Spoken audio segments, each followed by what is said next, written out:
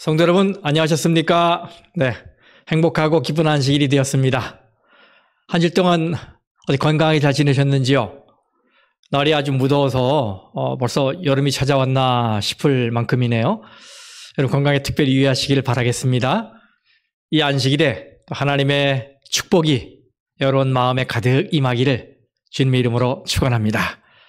자, 오늘도 로마서 연구를 이어가겠습니다. 은혜 48번째 시간. 오늘은 그리스도를 본받아라는 제목으로 함께 말씀의 은혜를 나누도록 하겠습니다.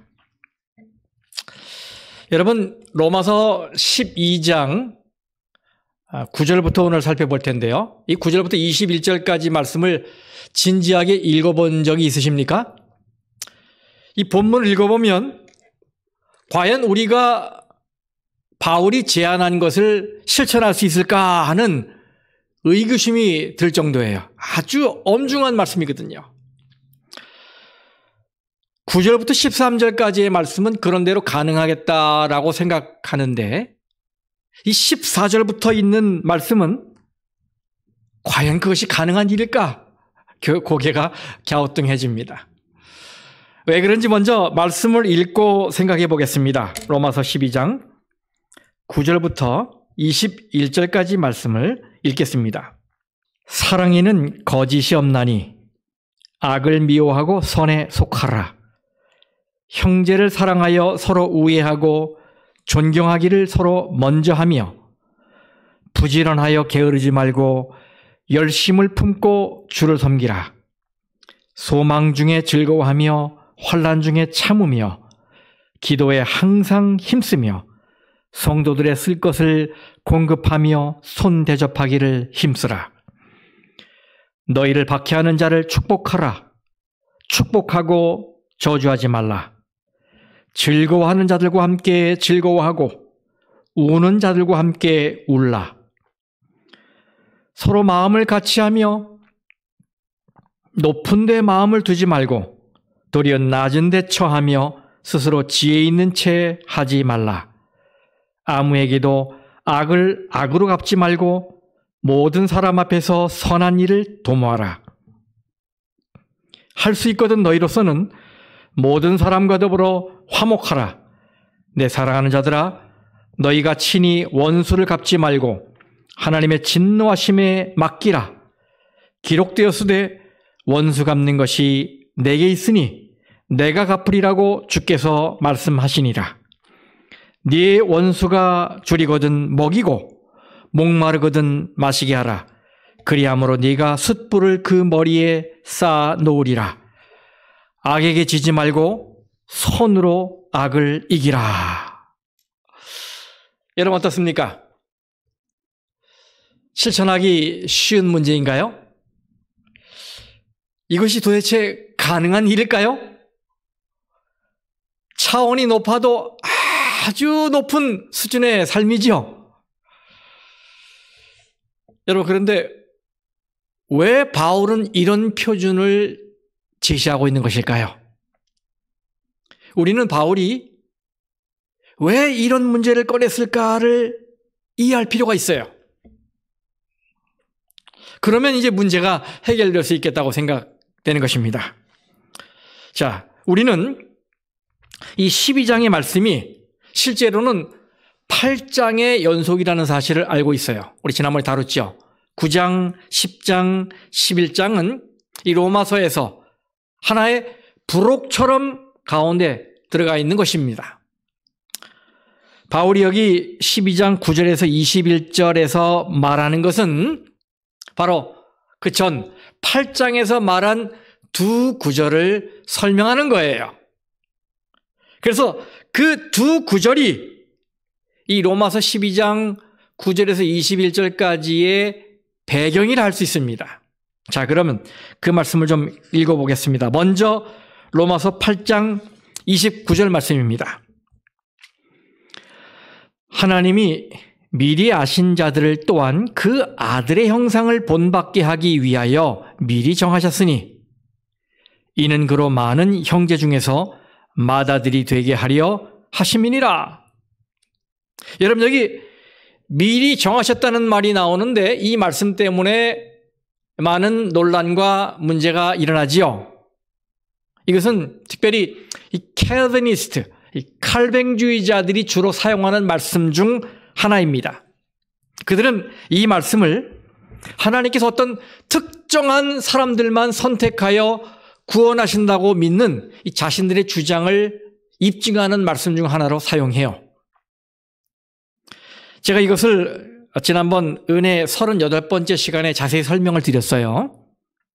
짧게 요약해보면 하나님은 미리 아신 자들을 미리 정하신 것입니다. 누굴 정하셨다고요? 미리 아신 자들을 미리 정하신 거예요. 그래서 미리 정하셨다고 하는 이 예정은 미리 아셨다는 예지에 기초되어 있어요. 그래서 예지 예정입니다. 그리고 미리 정하신 것도 사실은 사람들의 개인의 구원을 미리 정하신 것이 아니에요.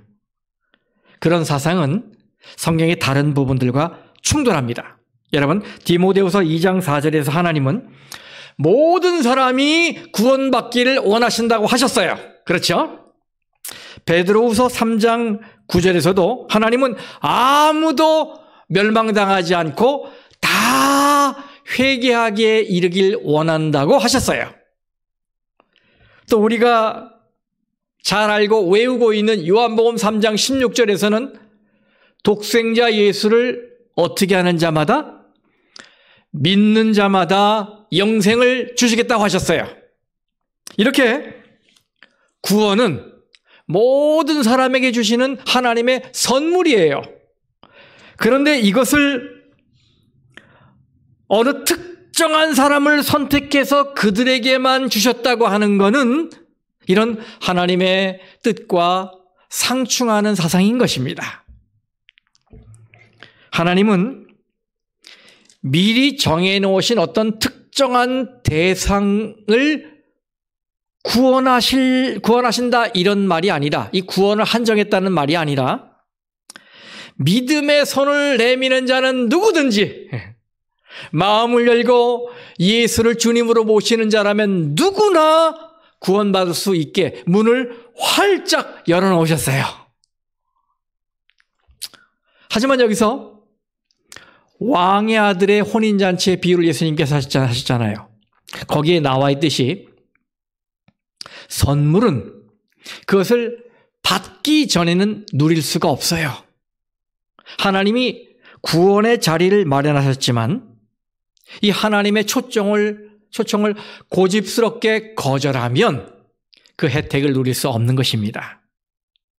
이때 하나님은 그들의 선택을 무시하고 자유의지를 억누르면서까지 너는 구원받아야 해 하면서 강제로 끌고 가지는 않으세요. 다시 말하면 하나님은 인간의 선택을 존중하시는 것입니다. 자, 그러면 하나님은 미리 아신 자들의 무엇을 미리 정하신 겁니까? 예, 여기 보세요. 아들의 형상, 즉 예수님의 형상을 본받는 일을 미리 정하신 것이에요. 29절 다시 보세요. 하나님이 미리 아신 자들을 또한 그 아들의 형상을 본받게 하기 위하여 미리 정하셨다. 어때요? 분명하죠? 이것은 개인의 구원에 관한 이야기가 아니에요. 이것은 성도들의 마음에 예수 그리스도의 품성을 재창조하시는 것에 관한 이야기인 것입니다. 예수 안에서 하나님의 형상이 회복되는 것, 이것을 하나님이 미리 정해 놓으신 거라고 말씀하고 있는 거예요. 하나님은 모든 걸 다 아시지요. 전지하세요. 그렇기 때문에 누가 하나님의 초청을 받아들일지 다 아셔요. 미리 아십니다. 그래서 그들이 예수 형상을 본받는 층에 도달하도록 미리 엘리베이터를 설치해 놓은 것이다, 이 말이에요. 이해하시겠죠? 그런데 왜 그렇게 하셨는가 하면 그 이유는 예수를 막 많은 형제 중에서 맏아들이 되게 하기 위해서라고 말하고 있어요. 여기 보세요. 이는 그로 많은 형제 중에서 맏아들이 되게 하려 하심이니라. 여러분 여기 맏아들 그러면 장자, 먼저 태어난, 시기나 순서적으로 먼저 태어난 장자를 말하는 거로 생각할 수 있는데 그게 아니고요. 이거는 모든 것을 존재하게 한 그 근본 혹은 으뜸이라는 의미예요. 그래서 이것은 모든 영광을 받으셔야 하는 그리스도의 위치를 말해주는 말입니다. 그래서 하나님의 나라가 회복될 때 하나님의 온 가족이 하나님 앞에 모일 것이 아니겠습니까? 바로 그때 예수 그리스도가 모든 이름 위에 가장 높여지고 모든 자리에서 가장 높은 자리에 올라 영광을 받으시게 하기 위해서 바로 모든 성도가 예수의 품성을 담도록 품성의 변화를 미리 정하신 거예요. 이 세상을 향한 하나님의 계획은 구원입니다. 그렇죠? 근데 이 구원은 그냥 성도를 이 세상에서 그냥 천국으로 데려가시는 것만이 아니에요. 구원은 이 땅에서 성도의 품성이 하나님의 아들의 형상을 반영할 때까지 변화되는 거예요. 이게 바로 하나님의 계획이란 말입니다.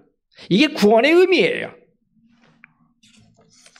그래서 로마서 8장 30절에서 이렇게 말합니다.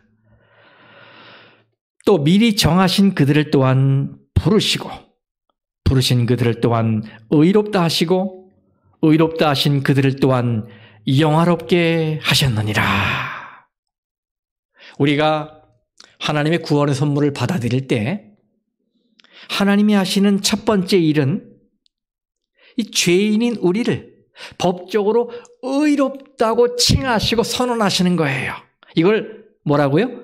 칭의라고 하죠. 영어로는 justification이라고 해요. 이 칭의는 우리가 그리스도를 개인의 구주로 영접하는 순간 즉시 일어나는 효력을 발휘하는 것입니다. 죄인이 뭐가 되는 거예요? 의인이 되는 것입니다. 그런데 하나님은 여기서 멈추질 않으세요. 의롭다고 칭한 그들을 어떻게 하신다고요? 또 영화롭게 하셨느니라 그랬어요. 영화롭게 하셨느니라. 하나님의 구원 계획은 예수 그리스도의 재림 때 궁극적으로 완성될 것입니다. 그렇지만 오늘 이 순간, 이 의롭게 된 순간, 이 영화의 작업은 이미 시작된 거예요. 그리고 우리 그리스도인들이 계속해서 하나님의 뜻을 이루는 삶을 산다면 그 끝에 필연적인 결과로 영화, glorification, 영광화에 도달하게 되는 것입니다. 그래서 사도 바울은 그 과정 중에 우리가 이 땅에 살면서 어떻게 해야 그리스도의 형상을 반영할 수 있는지, 그리스도의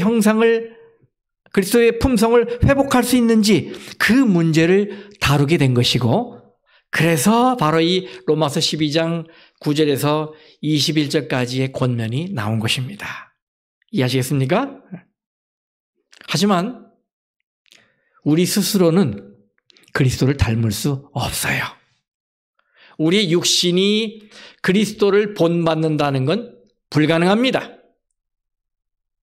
이것은 다만 우리가 성령 안에서 행할 때, 그리고 성령을 통해 그리스도를 우리 안에 거하시도록 내어드릴 때 하나님이 우리 안에서 이루시는 일인 것입니다. 자, 이런 것을 마음에 담으시고 오늘 말씀을 연구하겠습니다. 오늘 말씀은 제가 이 9절부터 13절까지만 다루고 다음 주에 나머지 14절부터 21절까지 말씀을 다루도록 하겠습니다. 사도 바울은 여기서 그리스도의 형상을 본받는 우리 그리스도인 삶의 4가지 원칙을 제시하고 있습니다. 첫 번째는 진실한 사랑을 하며 살라 이겁니다. 로마서 12장 9절에 사랑에는 거짓이 없나니. 바울은 그 전에 은사들을 다뤘어요. 어떻게 은사들을 사용해야 하는지 그 문제를 권면하다가 이번엔 사랑을 행하는 것으로 화제를 바꿔요. 이것은 마치 고린도전서 12장에서 영적 은사를 다루다가 그 은사 중에서 모든 은사 중에 가장 큰 은사인 사랑으로 화제를 바꾸면서 고린도전서 13장 사랑장이 나온 것과 같은 형식이에요. 성경 번역본에는 이 사랑에는 거짓이 없다는 말씀의 의미를 잘 표현한 것들이 있는데요. 예를 들면 뉴 킹 제임스 성경이나 새 미국 표준 성경 NASB 같은 데는 이렇게 번역되어 있어요. Let love be without hypocrisy. 사랑에 위선이 없게 하라. 위선이 없게 하라. 여러분, 위선이 뭡니까? 위선이 뭐예요? 양의 탈을 쓴 늑대의 모습이에요. 이런 걸 위선이라고 그래요. 아닌데 그런 척하는 것. 겉으로는 진실한 것 같은데 속은 다른 마음을 품고 있는 것. 꾸미는 거지요. 연극하는 거지요. 그런데 뭘 이렇게 하지 말라고요? 사랑에 위선이 없게 하라. 사랑은 이런 식으로 하면 안 되고 진실해야 한다는 말이에요. 그렇게 하려면 우리는 우리가 사랑하는 것이 아니라 하나님의 사랑이 우리를 통해 나타나게 해야 할 것입니다. 왜냐하면 우리 인간의 사랑은 아무리 그것이 최선이라도 늘 자가 중심이 되어 오염되어 있기 때문이에요. 그래서 하나님의 사랑이 우리를 통해 나타나는 것이 그게 진짜입니다. 그게 진짜 사랑이에요. 그리고 그 사랑에 압도된 사람은 당연히 악을 미워하게 돼 있습니다. 여기 로마서 12장 9절 하단의 말씀. 악을 미워하고 선에 속하라. 여기 미워한다는 말의 그 원어는 이 신약 성경에서 여기에만 나오는 단어예요.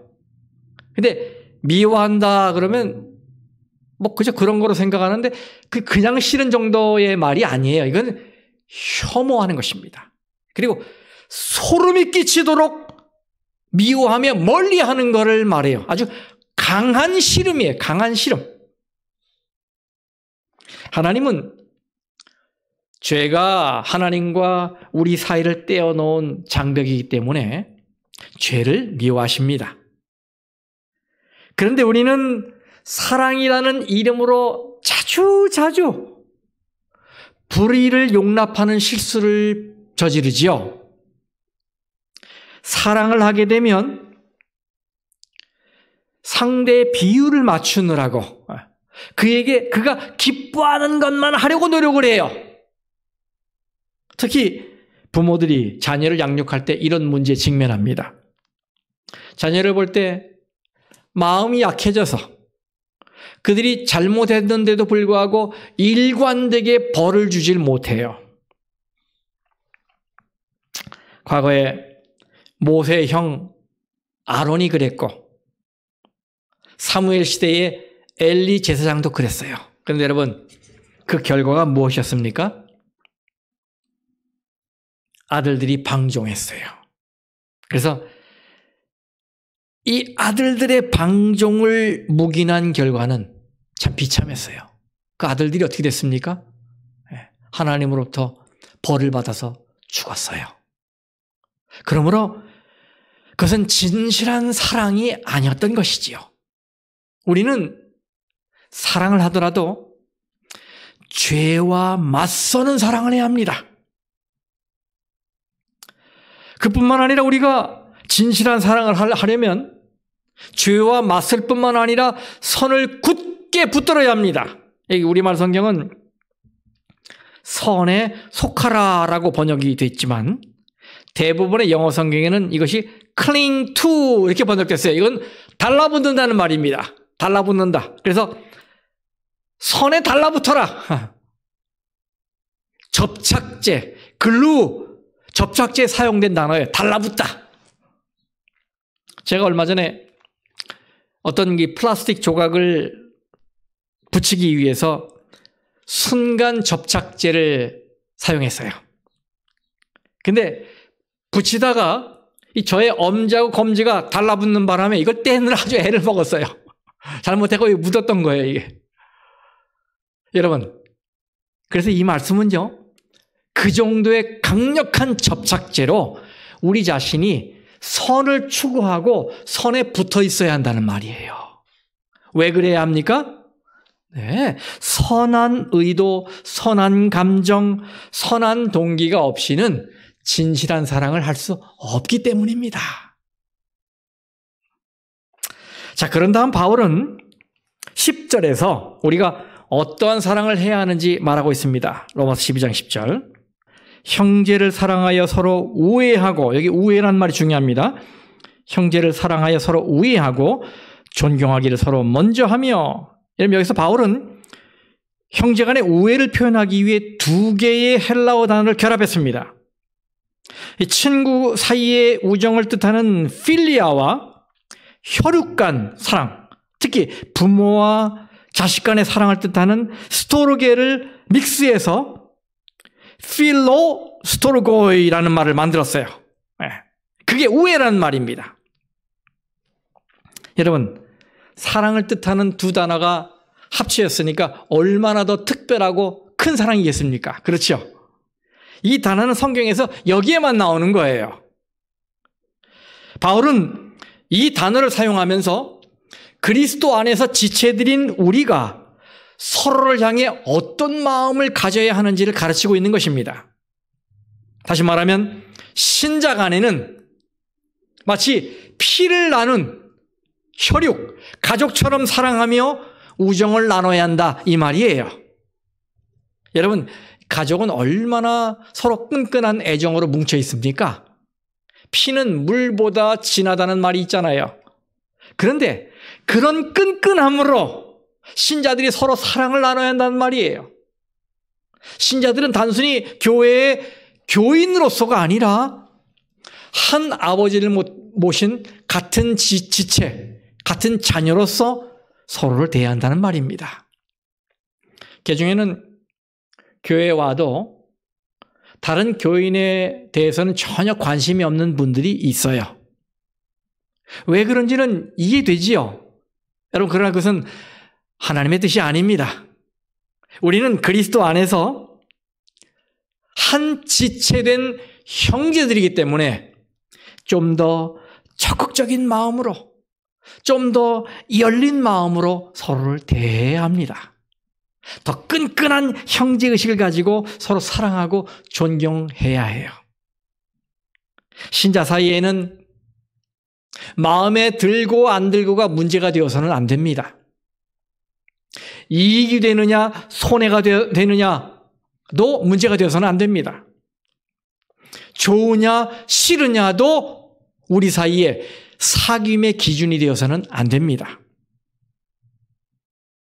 내가 좋아하는 스타일인가 싫어하는 스타일인가, 이런 기준이 우리의 하나됨의 장벽이 되어서는 안 됩니다. 왜냐하면 우리는 그리스도에 붙어있는 같은 지체들이기 때문이에요. 우리가 신앙 안에서 맺은 형제들을 진짜 내 가족이라고 생각하게 되면 그가 어떤 상황에 있든지 그를 받아들일 힘이 생기게 되는 것입니다. 내 마음에 안 드는 성향이 있다 하더라도 그를 내 가족으로 받아들이게 되면 그를 품을 힘이 생기는 거예요. 예수님은 십자가에서 죄인인 나와 한 몸이 되어주셨어요. 여러분, 내가 그런 자격이 있어서입니까? 아니죠. 그래서 우리는 같은 지체들끼리 우리 주님의 은혜에 반응해야 합니다. 서로를 혈육처럼, 피를 나눈 가족처럼 사랑하며 우정을 나눠야 한다는 말이에요. 그게 진실한 사랑이라는 거죠. 자, 두 번째, 그리스도의 삶의 원칙 두 번째, 열심을 품고 주를 섬기라고 했습니다. 12장 11절에 부지런하여 게으르지 말고 열심을 품고 주를 섬기라. 여러분, 여기 열심을 품고라는 말은 가슴에 불을 안고라는 말이에요. 이것을 신학적으로 표현하면 성령 안에서 뜨겁게, 성령 충만하여 열렬하게라는 말입니다. 하나님의 영에 의해 감동하고 힘을 받은 것을 표현하는 말이에요. 그래서 성도가 열심을 내면 성령의 은혜를 받은 것이지만 열심히 식으면 그 은혜에서 멀어진 거예요. 그렇습니다. 그리스도인은 그 속에 불을 가진 사람입니다. 가슴에 열불을 품은 사람이란 말이 아니라 열심과 열렬함을 품은 사람이란 말이에요. 그래서 우리는 가정에서도 열심을 가지고 찬미하고 열심을 가지고 뜨겁게 기도하고 열심을 가지고 사랑해야 합니다. 교회 안에서도 마찬가지입니다. 제가 한국에서 목회할 때 저와 함께 성경을 공부한 후에 자녀 3명을 데리고 다른 교회에서 이 재림교회로 개혁한 한 여집사님이 있었어요. 그분이 우리 교회에 들어온 이후에 교인들 사이에서 긍정적인 변화가 일어났어요. 그것은 신앙생활을 열심을 품고 하는 것이었어요. 교우님들이 그분을 바라보면서 아, 신앙은 저렇게 열심을 품고 해야 되는구나 라는 걸 배우게 된 거예요. 그 집사님의 남편은 한 은행의 고위 간부였는데 갑자기 세상을 떠나는 바람에 이 집사님이 홀로 3 자녀를 키워야 하는 막막한 상황이 된 거예요. 그때 하나님의 인도로 저를 만나서 이제 성경을 연구하게 되었고 결심하게 되어서 가족 전체가 재림교회 교인이 된 것입니다. 이 집사님은 그 이후에 무기력한 삶에서 벗어나기 위해서 무슨 일이든 해야겠다는 마음으로 평생 해보지 않았던 세차장에서 차를 닦는 일을 하게 되었어요. 그때 새해 들어서 교회에서 사경회가 있었습니다. 여러분 연초에 사경회를 하잖아요. 예전에는 하루에 오전 시간 그리고 저녁 시간 이렇게 2번에 걸쳐서 일주일 동안 말씀을 연구했어요. 근데 이 집사님은 말씀은 사모하는데 세차장 일 때문에 오전 집회 참석이 어려웠던 거예요. 여러분 그때 이 집사님이 택한 방법이 무엇이었는지 아십니까? 세차장 주인에게 허락을 받고 자기 돈으로 일꾼을 사서 대신 오전에 일하기 한 후에 자기는 그 시간에 교회에 와서 성경을 연구한 거예요. 여러분 대단하지 않습니까? 그 모습 자체가 감동이었어요. 그때 그분의 열정을 알게 된 교인들이 같은 열심을 내었습니다. 성도 여러분, 하나님 우리가 주님을 섬길 때 그런 열심을 품기를 원하세요. 예배 드릴 때도 그냥 초롱초롱한 눈을 가지고 열정적으로 드리고 봉사를 할 때도 열심히 하고 직분을 감당할 때도 최선을 다해 충성하길 원하세요. 다행히 우리 교회 안에는 누가 알아주든 알아주지 않든 구석구석에서 열심으로 교회를 섬기는 분들이 있죠. 저는 그분들 생각할 때 늘 감사하고 자랑스럽게 생각해요. 그리고 그분들을 볼 때마다 제가 이렇게 기도합니다. 하나님, 저분이 열심을 품고 주를 섬기는데 주님도 열심으로 저분들을 축복해 주십시오.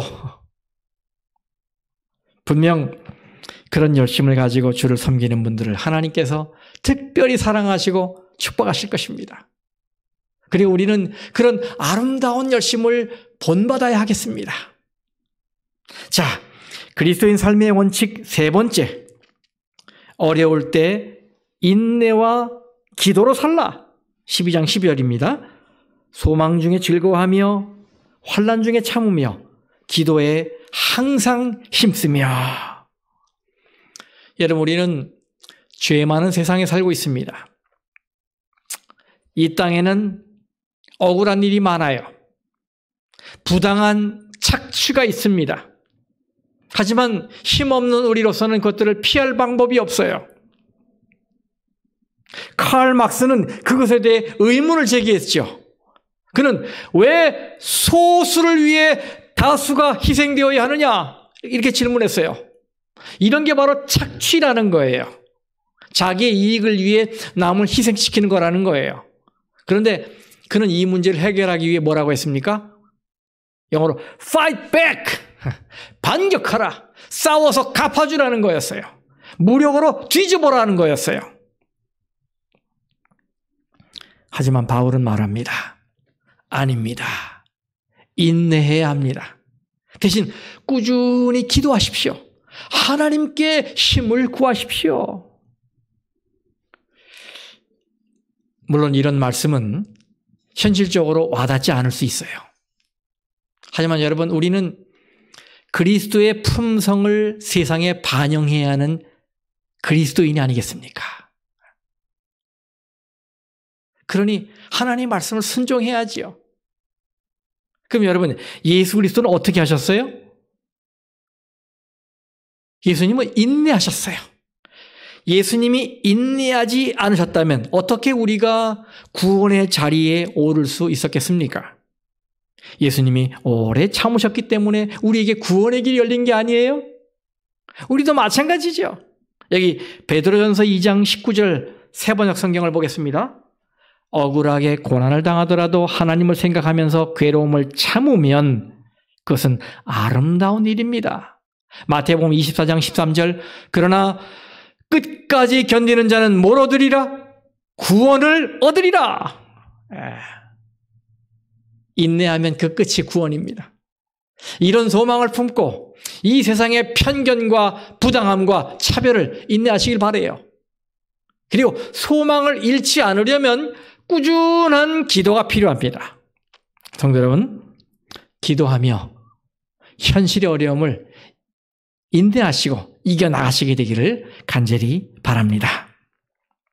마지막 네 번째, 그리스도인 삶의 원칙, 나누고 베풀며 살라 합니다. 나누고 베풀며 살라. 13절, 성도들의 쓸 것을 공급하며 손 대접하기를 힘쓰라. 여러분, 여기에 누가 쓸 것을 공급하라고 그랬어요?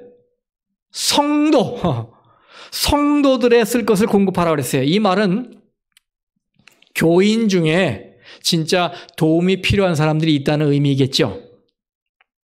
이 말씀의 배경을 살펴보면 초대교회 성도 중에는 신앙 때문에 재산을 몰수당하고 옥에 갇히고 추방당한 사람들이 많이 있었습니다. 특히 로마 교회에는 이런 형편에 있는 형제들이 각처에서 몰려들었어요. 그래서 현실적으로 교회 안에는 도움이 필요한 사람들이 많았던 거예요. 그래서 사도 바울은 자신의 소유를 기꺼이 내놓고 성도들의 딱한 사정을 돌봐주라. 그리고 손님 대접에 힘쓰라. 이렇게 권면한 것입니다. 요즘에는 많이 안 보이는데 여러분, 도르가에 성미 전통이 있었던 거 잘 아시죠? 여집사님들은 밥을 지을 때마다 쌀을 조금씩 덜어서 성미 주머니에 모았다가 교회로 가져옵니다. 그리고 특별히 마련된 성미함에 붙든지 또 성미 덮여 있는 데다가 매달든지 했어요. 그러면 담당자가 기부한 분의 이름 위에 스티커를 탁 붙여줬어요. 배고픈 사람이 많았던 시절에 성미는 따뜻한 이웃사랑의 상징이었습니다. 그런데 오늘날 쌀은 넘쳐나는데 성미는 사라졌어요. 동시에 형제의 결핍에 대해서도 둔감해졌어요. 성도 여러분, 오늘 주님이 우리에게 뭐라고 말씀하십니까? 어려운 성도를 돕고 손님을 대접하라. 이렇게 말씀하십니다. 시대와 문화는 바뀌었지만 이 봉사의 원칙은 달라지지 않았습니다. 그래서 우리는 구제를 위해 우리의 소유를 떼어놓고 나누며 살아야 합니다. 봉사해야 합니다. 왜요? 남을 돕는 것이 결국 나를 돕는 길이기 때문이에요. 이 미국인 목사이면서 작가인 헨리 밴 다이크가 쓴 더 맨션이라는 단편 소설이 있습니다. 대저택이란 말이죠. 이게 보니까 레러 용지로 한 8장 분량의 아주 짧은 소설이에요. 물론 꾸며낸 이야기입니다. 하지만 그걸 제가 읽으면서 오늘 우리가 마음에 새겨야 하는 좋은 메시지가 들어있다라고 생각돼요. 그래서 잠깐 소개해드리겠습니다. 주인공은 존 웨이트만이라고 하는 아주 돈 많고 막강한 권력을 가진 정치가입니다. 근데 그가 비몽사몽간에 사람들과 함께 어딘가 갔는데 그곳이 천국이었어요. 사람들은 안내자의 인도를 받아서 각자 자기 집을 찾아가는데 다들 아름답고 멋지게 지은 집에 들어가는 것입니다. 이 존도 그 모습을 보면서 야, 내 집이 얼마나 멋질까 이렇게 기대하면서 설레는 마음으로 안내자를 따라갑니다. 근데 맨 마지막에 집을 배정받게 됐는데 이 마지막 집이 공터 중앙에 세워진 아주 작은 오두막이었어요. 아주 보기에도 민망한 그 오두막이 그가 살아야 할 집이었던 거예요. 그가 충격을 받았어요. 그래서 안내자에게 억울하다는 듯이 물었습니다. 혹시 다른 존 웨이트만과 나를 혼동한 건 아닌가요? 아니, 나처럼 이렇게 유명하고 헌신적인 사람에게 이런 집이 주어지다니 이게 말이 됩니까? 어떻게 이렇게 작고 허름한 집을 주십니까? 왜 다른 집들처럼 크고 아름답게 지어주지 않았나요? 그러자 안내자가 대답합니다. 틀림없습니다. 저것이 당신이 우리에게 보내준 자재, 자재의 전부입니다. 당신이 보내준 재료로 만든 게 저 집이다 이 말이에요. 그럼 기가 막혔어요. 아니, 오랫동안 충성스럽게 봉사한 나를 위해 이런 집이 준비되어 있다니요. 아시잖아요. 내가 학교 건물도 지어줬고 병원, 별관도 지어줬고 교회도 3채나 지은 거 들으셨을 텐데. 그러자 안내자가 말합니다. 네, 우리는 그 모든 것을 알고 있습니다. 그러나 그것들은 모두 세상에 있는 존 웨이트먼의 명성과 저택의 기초로 사용되었죠. 그리고 당신은 이미 그 일들에 대한 상을 받았지요. 그런데 대가를 2번 받기를 바라십니까? 이 존은 마음이 슬펐습니다. 그런데 다시 진지하게 물었어요. 그럼 여기서는, 이 천국에서는 무엇을 중요하게 봅니까? 그랬더니 안내자가 이렇게 대답했습니다. 진심으로 준 것들입니다. 천국에서 중요하게 보는 것들은 진심에서 우러나온 기부라는 말이에요.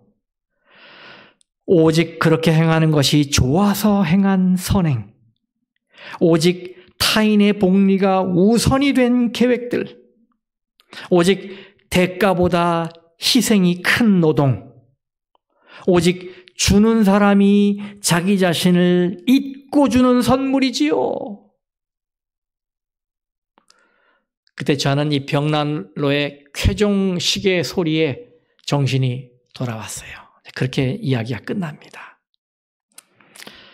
그렇습니다. 천국에서는 순수한 마음, 진심으로 나누는 마음을 중요하게 생각합니다. 그래서 성도 여러분, 그런 마음으로 많이 나누고 베풀며 살기를 바랍니다. 그것이 여러분의 삶을 보람있고 의미있게 만들어줄 거예요. 그것이 여러분의 마음에 기쁨과 행복을 가져다 줄 것입니다. 그래서 예수님께서 이런 말씀을 하신 거예요. 마태복음 6장 20절에 오직 너희를 위하여 보물을 하늘에 쌓아두라. 거기는 좀이나 동록이 해하지 못하며 도둑이 구멍을 뚫지도 못하고 도둑질도 못하느니라. 오직 너희를 위하여 보물을 하늘에 쌓아두라. 여러분, 하늘에 쌓아두라고 하니까 하나님이 다 가져가시는 줄 아는데 아니에요. 그것은 우리 자신을 위한 거라고요. 하나님을 위해 하늘에 쌓는 것이 아닙니다. 끊임없이 욕심에 이끌려서 세상에 빠져가는 우리가 사는 길은 바로 우리의 마음이 들어간 우리의 재물을 하늘에 쌓는 것입니다. 너희를 위하여 보물을 하늘에 쌓아두라. 성도 여러분, 오늘 말씀이 주는 교훈을 꼭 기억하시길 바랍니다. 진실하게 사랑하며 살고 열심을 가지고 주를 섬기며 살고 어려울 때 인내와 기도로 살고 그리고 나누고 베풀며 살라. 바로 이런 삶이 이 땅에서 그리스도의 형상을 반영하는 삶입니다. 이런 삶이 그리스도를 본받은 삶입니다. 말씀 마치겠습니다.